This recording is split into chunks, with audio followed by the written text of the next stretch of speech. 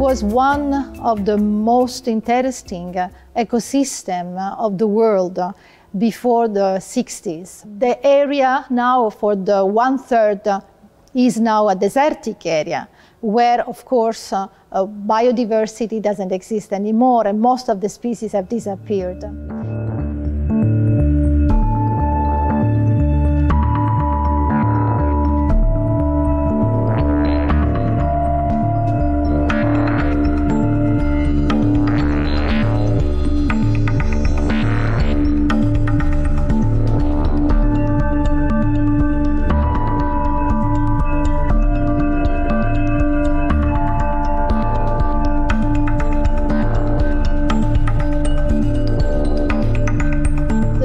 Water from the two rivers was taken by engineering work, building digs, building channels, that of course also changed the morphology of the area.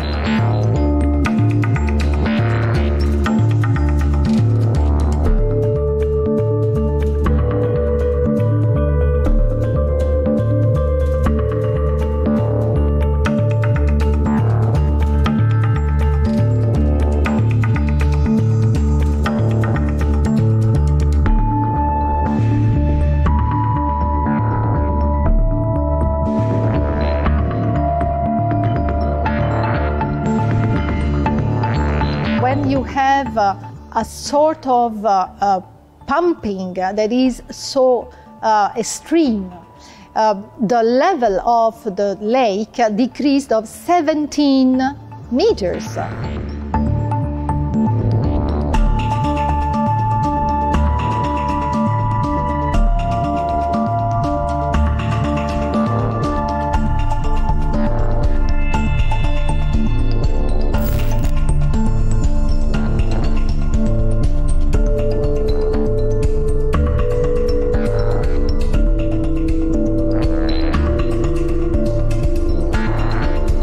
Also birds and many other species of animals due to the hypersalinization of the lake, but not only.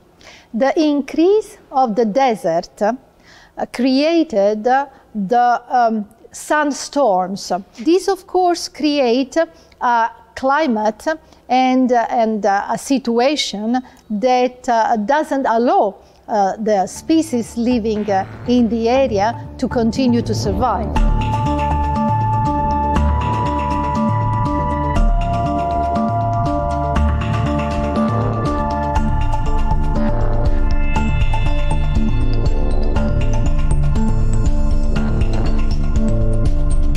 There was an increasing of poverty due to lack of water access and water security. It was an economic disaster.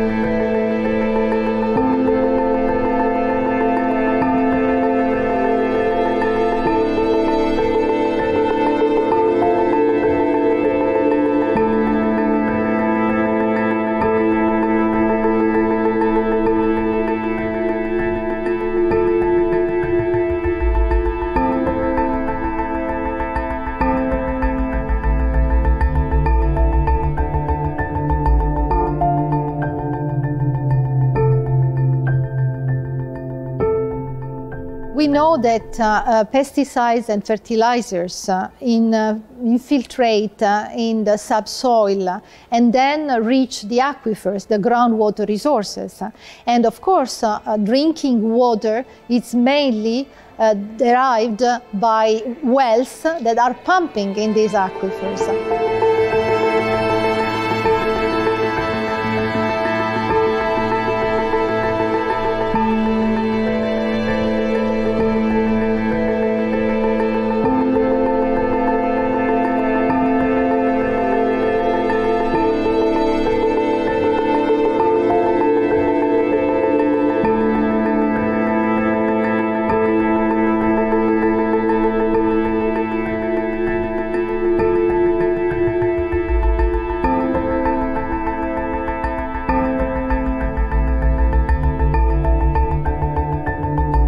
In Kazakhstan, the level of the lakes has increased and some of the species are back. But at the same time, this dam doesn't allow the flow of the water to reach the southern part of the Aral Sea.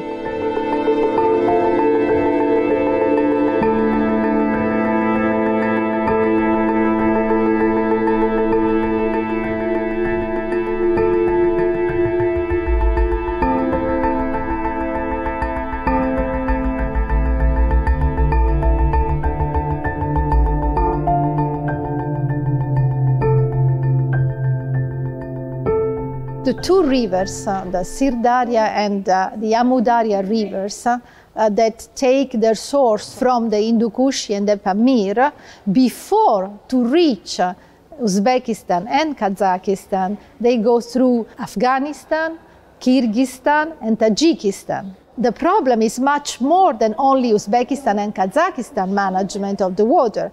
It's really a regional coordination and cooperation for the management of transboundary waters of the region. Without a real sustainable management and governance of water resources, and in particular the protections of the glaciers, looking at the impact that climate change, definitely there will be no much future for the Aral Sea in the next 100 years.